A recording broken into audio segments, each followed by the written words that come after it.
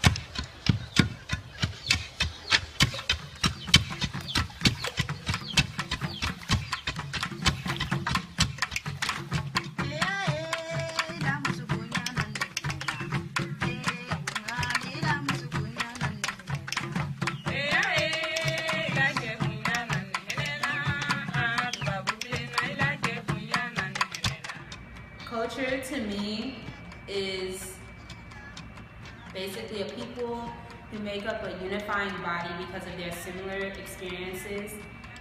It is forever changing. Culture never stays the same. So being African, what do we struggle with the most?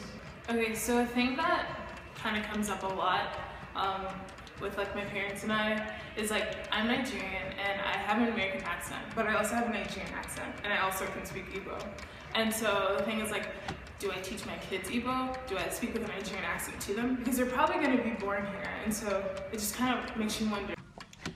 I wouldn't say that my cultural experiences are the same as my mom's per se, just because her growing up in Ethiopia, she would tell me stories of how she would walk miles to go to school and even how she couldn't stay out late just because of how she would hear stories of her neighbors' kids being eaten by hyenas and all that. So yeah, that's just one example.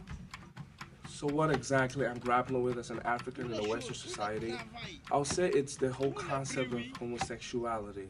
Because in my culture, you know, you're not taught that a man is supposed to be with a man or a woman is supposed to be with a woman. To come into another environment is something that I've got to learn to be comfortable with, even though I'm not totally comfortable with it, I've learned to accept people's choices. Okay, so I just want to talk about dating. I want to talk about the whole idea of dating, I guess. One thing that my parents and I don't see eye to eye is with dating. Another thing I struggle with is, you know how American parents, they encourage their children to date. Single marriage. My parents believe that you should just be, they don't believe in dating. Like, they think it's weird to have a boyfriend, but I don't really understand how that's gonna work. They just want you to be single and then married, but not sure what goes on in between there. No in between. What about engaged? I don't even know who. But I can't come to my parents and show them a guy and be like, hey, that's my boyfriend, because they're gonna be like, you're what? Like, they think boyfriend is, I don't know, it's just not part of the culture and they don't understand it. So yeah. And when it comes to who I can date or who they would like for me to date, they'll want for me to date somebody who has like a similar culture to me.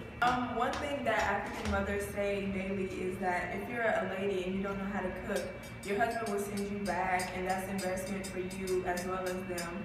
And they don't want that embarrassment for you, so you should learn how to cook at an early age. But she doesn't really agree with like getting a second hole, and I don't really understand why. I guess like our family or like the Ghanaian culture, they don't really agree in like any other kind of piercings except your first piercing, and especially as a lady. So I don't really understand why she doesn't agree. Times have changed. Men now cook. There's restaurants at every corner. If you don't know how to cook, you go out to eat.